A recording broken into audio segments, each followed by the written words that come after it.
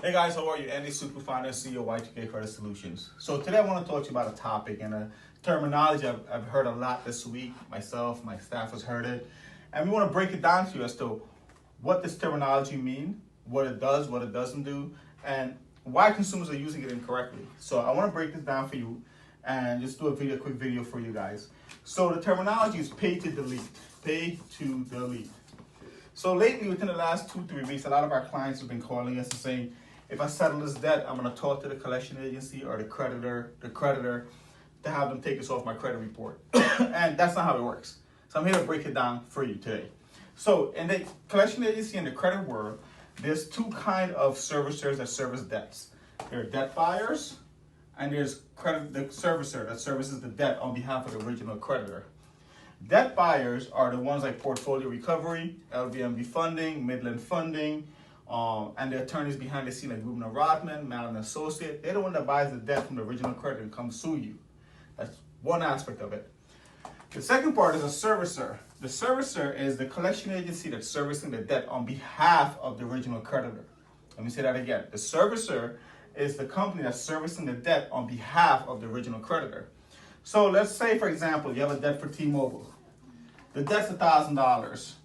T-Mobile will hire Transworld Collection Agency to call you all day to harass you to pay this debt.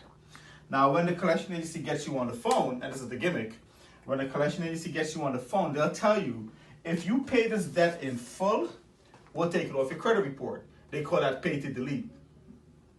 But that's actually a gimmick.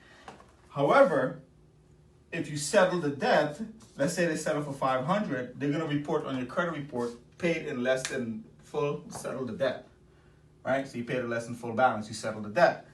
But that's actually a lie, because the servicer don't own the debt. So whether you paid $1,000 or you paid $500, once the debt is resolved, they have to remove themselves from the credit report automatically. It's the law. They don't own the debt, they're just servicing it, right? So they cannot be there.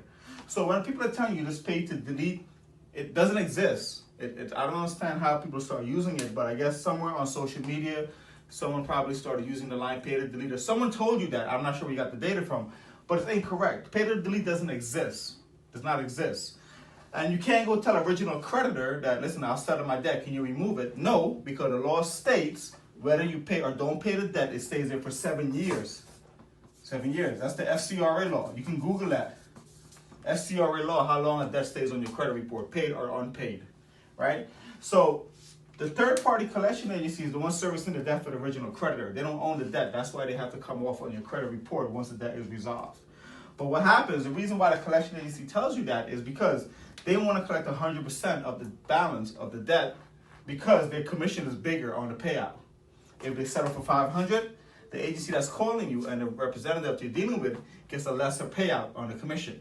This is why they tell you that, and they fool you into it, and they make you feel like, oh, they're doing a favor for you. But realistically, they have to come off the credit report because they don't belong there. This is why when you go to companies like Lexington Law and like creditrepair.com and all these mom and pop companies that write dispute letters, they'll write a letter to the third-party collection agency saying you don't have no right to be on the credit report, and that's correct. That's why they'll come off the credit report. The third-party collection agency will come off the credit report. But then what happens, the debt goes back to the original creditor. So let's say it was Transworld. A letter goes to the credit bureaus, that's Experian, Equifax, you don't mind my gibberish.